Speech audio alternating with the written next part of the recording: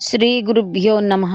మద్గురుదేవులు చిన్నరామచంద్రయార్ల వారి పాదపద్మములకు నమస్కరించుకుంటూ, శ్రీ సత్యానంద సత్యమయ్యార్ల వారికి నమస్కరించుకొని, శ్రీమద్భాగవత కృష్ణదేశకేంద్రుల వారు రచింపబడిన శక్తిద్వయ నిరాశకంబైన శుద్ధ నిర్గుణ తత్వ కందార్థ దరువుల నుండి 7వ అధ్యాయము మతాల లక్షణము నుండి 26వ కందార్థము క్రమ సంఖ్య 131.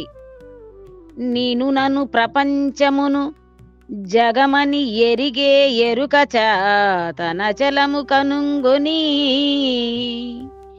నేను నన్ను జగమును జగమని ఎరిగే ఎరుక మాను అమల వివేక, చాలు నీవి క్రమమెరిగి నాన్కా, నిన్ను నన్ను పై రెండింటిని విశ్వమనక బయలనకుండేదున్నదంచన గుర్తు లేకుండు అమల వివేక, చాలు నీవి క్రమమెరిగి నాన్కా. శ్రీ గురుభ్యో నమః. ఆత్మానాత్మరకితం అచల పూర్ణోపదేశికం శ్రీ నిశ్చలానంద నారాయణ గురోర్శిష్యం శ్రీశైల వంశాంబుధిరేవ జాతం శ్రీ పరమానంద శంకరేంద్రం గురుం భజామి. మద్గురుదేవులు శ్రీ శ్రీ పరమానంద శంకర నారాయణ స్వామి వారి పాదపద్మములకు నమస్కరించుకుంటూ, శ్రీమద్ భాగవత కృష్ణదేశకేంద్ర ప్రభువులచే విరచితంబైన శక్తిద్వయ నిరాశకంబైన శుద్ధ నిర్గుణ తత్వ కందార్థ దరువులు 7వ అధ్యాయము మతాల లక్షణము నుండి ఈరోజు మనము 26వ కందార్థాన్ని విచారించుకుంటున్నాం. అంటే క్రిందటి కందార్థములో శరీరమో బాహ్యేంద్రియములో లేక హంతరేంద్రియములైన మనస్సో, ప్రాణమో లేక సమస్త విషయములను అభిమానించే అహంకారమో,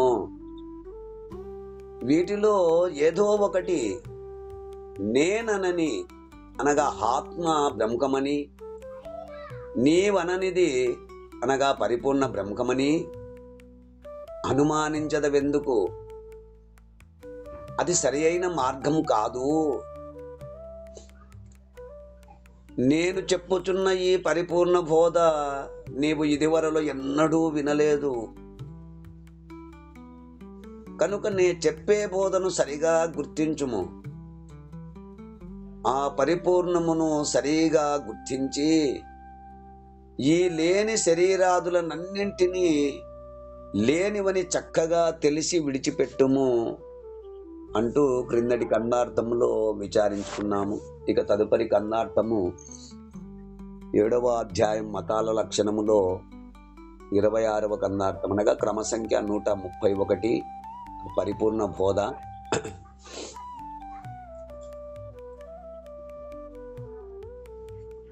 నిన్ను నన్ను ప్రపంచమును జగమని,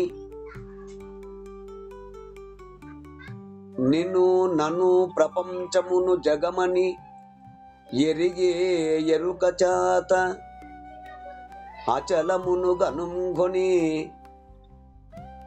నిన్ను నన్ను జగమును జగమని ఎరిగే ఎరుక మాను మమల వివేక, చాలు నీవి క్రమమెరిగి నాన్కా,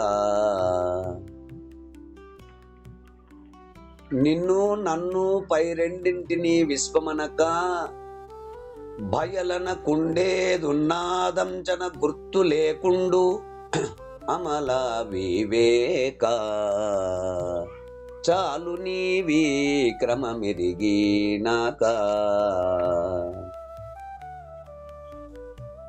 శిష్య, అమలా వివేక. అయ్యా గురుదేవా, అమలా వివేక అనగా వివరించండి. అమలా వివేక అనగా అస్వచ్ఛమైన వివేకము గలవాడా,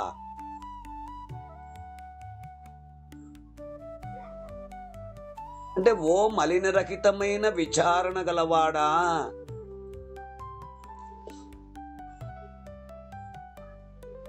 నిన్ను నన్ను ప్రపంచమును జగమని ఎరిగే ఎరుక చేత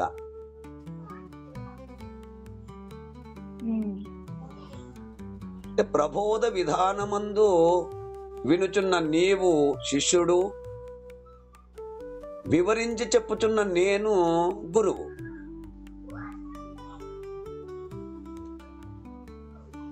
ఇక వీటికి వేరే ఉన్న విషయ ప్రపంచము మొత్తముగా గల జగత్తును ఒకటిగా, అంటే ఏ గుర్తు చేత ఒకటిగా గుర్తింపబడుచున్నది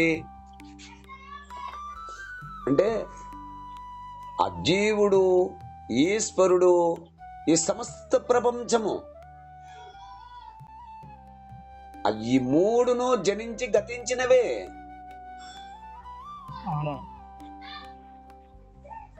జీవుడు అంటే నిన్ను నన్ను జగత్తును, అంటే నీవు శిష్యుడవు, వివరింప చెప్పుచున్న నేను గురువును. ఇక మన ఇరువురికి వేరై ఉన్న ప్రపంచము అంటే ఈ మొత్తము జగత్తన్న ప్రపంచం ఒకటే. ఈ మూడింటిని అంటే జీవుడు, ఈశ్వరుడు, సమస్త ప్రపంచము ఈ మూడింటిని కూడా జనించి గతించే నీవే అని ఏ తెలివి చేతైతే తెలుసుకున్నావో, ఈ మూడింటిని ఏ తెలివి చేతైతే తెలుసుకున్నావో ఆ తెలివి చేతనే, అంటే ఆ ఎరుక చేతనే అచలము కనుగొని వీటికి వేరయున్న పరిపూర్ణమును ఉండచూచుకొని,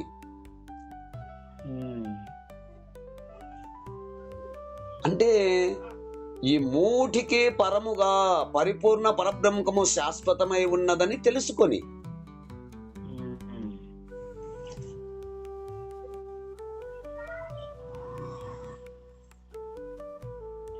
ఇక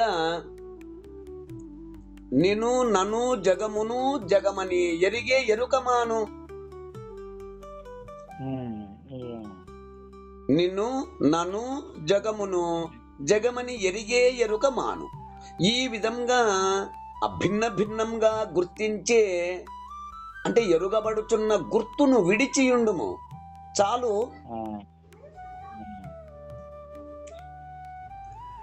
భ్రాంతిరహిత విధానమునకు ఈ ఆరుడత సరిపోగలదు.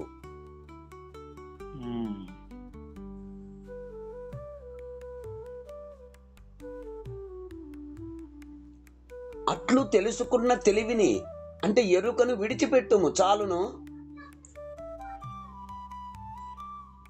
నీ వీక్రమమెరిగినాక అంటే గురుముఖత క్రమ పద్ధతిలో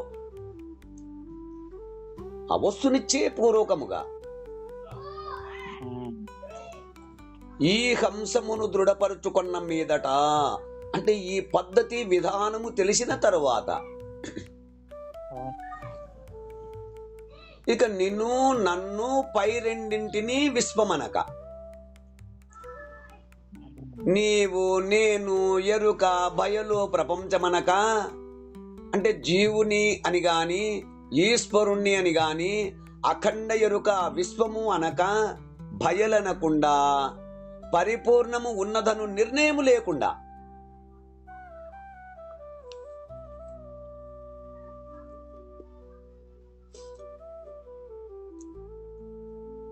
జీవునని గాని ఈశ్వరునని గాని అఖండ ఎరుకే విశ్వము అనక భయలనకుండా పరిపూర్ణము ఉన్నదో అని నిర్ణయము లేకుండా అంటే ఉన్నదేదో శాశ్వతమై ఉండనే ఉంటుంది అని మాటను కూడా అనకుము, అనకూడదు అనే మాటను కూడా అనకుము.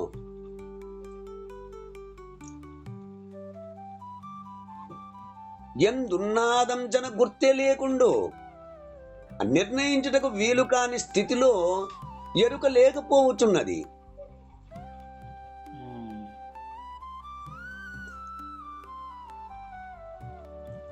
ఇదియే భ్రాంతిరహిత విధానము. పరిపూర్ణము ఉన్నదని గాని ఎరుక లేనిదని గాని నిర్ణయించుటకు ఎరుకే లేని స్థితి ఇక నీకు దృఢము కాగలదు.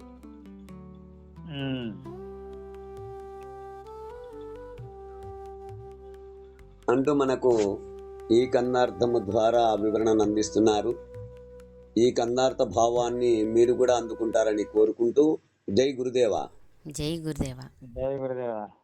జై గురుదేవ. జై గురుదేవ. జై గురుదేవ.